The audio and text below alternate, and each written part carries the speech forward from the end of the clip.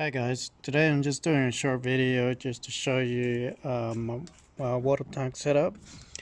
Basically just gonna guide you through it and how you can install one on your Jeep. So as you can see, I got a water tank behind my front seats. I've taken the rear seats out, and basically it's what they call a footwell tank, so you can actually fit the seats in here and put your feet on it.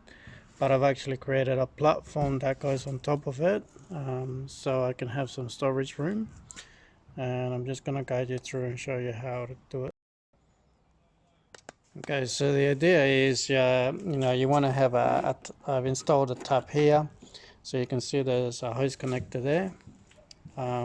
It's just where that blank plate usually is, and then all the Jeeps. So I've just cut a hole in it and I put this one here. I'll show you how that works. And what I've done is I've just got a brass tap, put some attachments on it, and basically all I have to do is just plug it in, and there's the tap.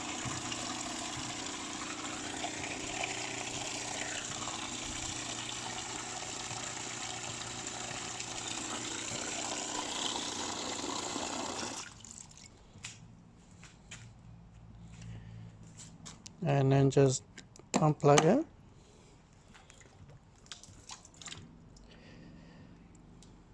Yeah, that's basically it. So let's have a look at how I did it. Okay, so going back into the cab, so as you can see, that's the tank. Now this tank comes like that. It's a 40-liter Bob footwell tank. Is as you can see, I'm just going to show you how it looks. As you can see, it's just basically meant to fit into the footwell cavity here, and on the actual Jeep, it actually fits in really good, even around the cup holders. And I've just put these mats on here, just to clean it up a little bit. As you can see, yeah, I've created a battery box here. I've showed you that on one of my other videos, how that works. So next to it, what I've done is put the actual water pump on there.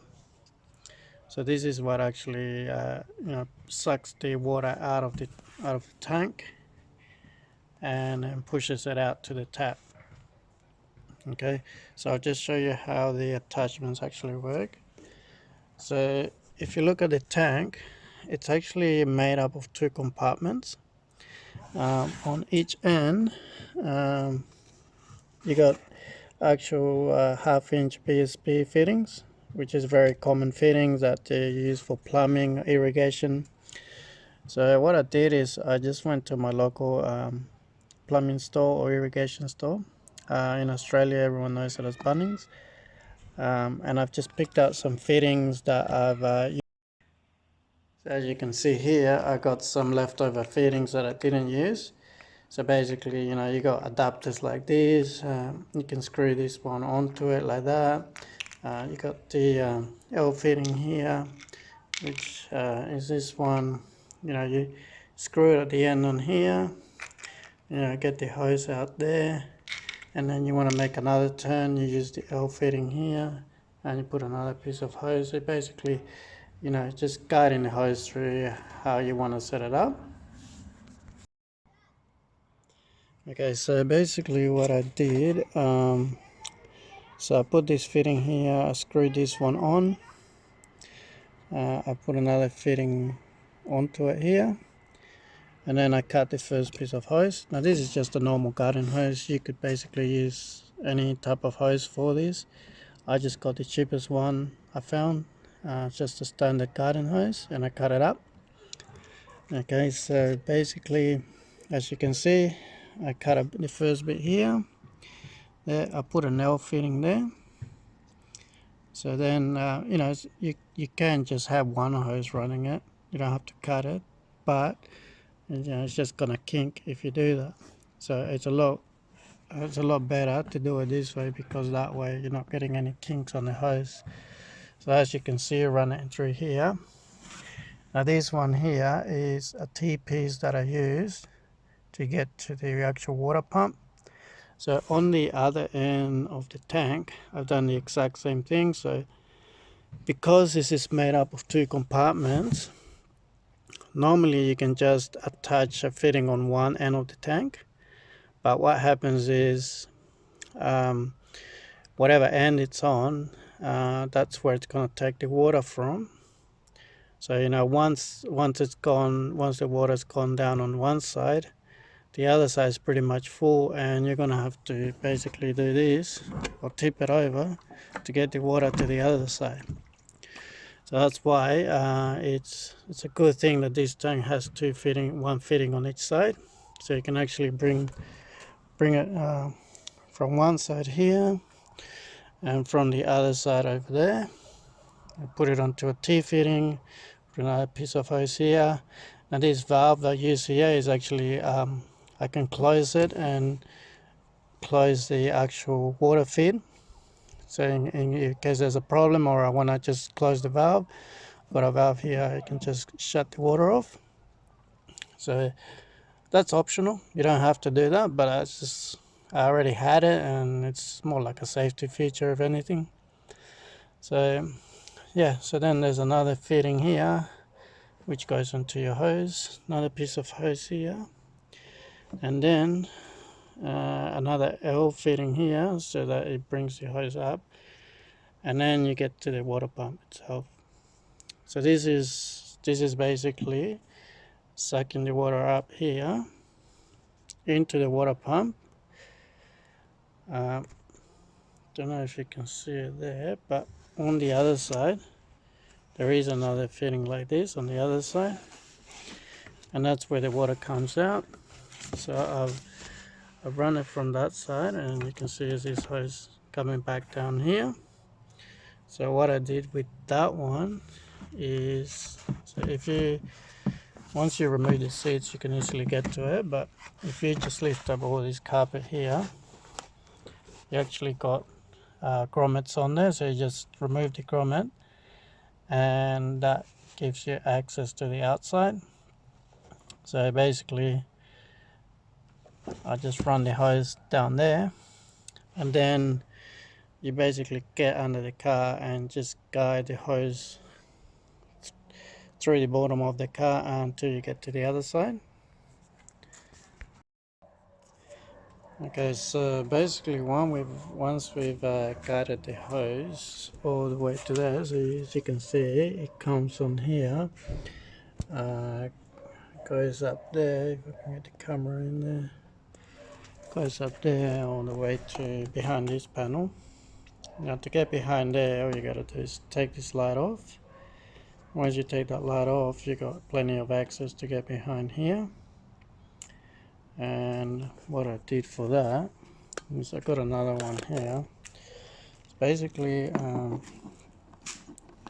this one comes with a screwing thing for the hose. So what you do is basically you put this end on here, and you kind of want to use that on the other side of it to tighten it up. But what I did is it didn't really fit properly like that, so I had to cut all these little tabs on there. I cut all around that, so that way I'll have access to this little tab here. So when I put the hose there, I put a little clamp on there so I could tighten it up, and then I was able to fit this on top to be able to grab it from the other side like that. And the good thing about these things, they're only like $2, but the good thing is it's got this stopper here. So as you can see, when I put the tap on there and I took it out, the water stopped coming out because of this stopper here. So this basically stops the water flow until you put another tap on there, and then it starts coming out. So just to show you, even if I put my finger on there, see the water comes out because of that stopper. So that's how that bit works. Now going back inside here, now I was mentioning the pump, just water pump just before. Now you could basically put any pump in here. It doesn't have to be anything specifically, but just, you know, usually in those I got this one from Bunnings as well. um, this one thinks was about $110, $120. It is a pretty decent pump. It's quite, actually it's got quite a lot of flow on it. You don't need much flow because you only got 40 liters of water, so you can actually go through it quite quickly. So any sort of pump that you put in there is fine. It's just depending what you need. But what I wanted to show you is basically what I did here with the wiring. So this pump only has your standard red and black wire, so the positive and negative. So all I did is, because if you remember in the other video I built this. So basically with the pump, I got it running off one of these relays with also a fuse on there. So basically all I had to do is run the red wire into here, which is the first one. So you got a switch and the power. So the red wire, I put it on here, the first one. The switch to turn it on, I put it on the yellow one. And the black just goes to the earth here. So as you can see, whenever you want to wire anything, it's very easy. It's just connecting the black one to the negative, and then the positive to here, and then the switch one next to it. So on the outside, so I got the switch here for the pump. Now that turns the pump on, so now I can turn the water on now. But as you can see, whenever I wanted to use the water, means I would have to turn it on here and then walk around to the other side to use the tap. So what I did, so coming back to this side, I've actually put another switch here. So this is another switch I connected up. It was very easy to connect. It's one wire, or basically three wires, because if you want the lights on it, you got the positive and the negative just for the little light that you see in there when it's off and when it's on. But if you don't care about the lights, all you gotta do is connect the one wire to where the yellow switch goes. Okay, so I put this here, so basically when I got the tap here, I can just turn that on. That's on now. The pump will only turn on once it has water flow through it. So then all I do is put this on, and there's the water. You can hear the pump running. If I turn that off, it stops the water flow because it turns the pump off. Turn it back on, and the water starts flowing again. But I can just turn it off because it's a tab. I can take it off because it's got the stopper, so it's not going to continue to come out. The pump's not going to come on unless there's water flow, so right now the pump's not running. So it's a very good system. It runs really well. You know, if you go fishing, or if you're at the beach and you want to wash the sand off your feet, you quickly do that. You know, usually there's no taps where we go, so it's really good to do that. Or you just want to wash your hands, or you're at four-wheel driving and you get a bit dirty, you want to wash up, you can do it out here. It's really versatile. I actually use it as a shower as well. So I actually connect a whole water system to it. And as you can see, I got the shower tent on the other side of the car. So got the shower tent up there. Okay, so another thing I want to show you, this is the actual platform I built. It's very easy to do. I'll just show you what I've done underneath it. Basically, it's just two pieces of MDF. Just join them together, put some support on them. If you got I had these two pieces, so I use this. But if you just got a whole piece, you just want to make it out of one piece, it's even better. So as you can see, basically this side is supported by the tank. And then these are the bit I just made to level it. And I'll show you what it looks like when it's on. This mat is just like a rear boot mat.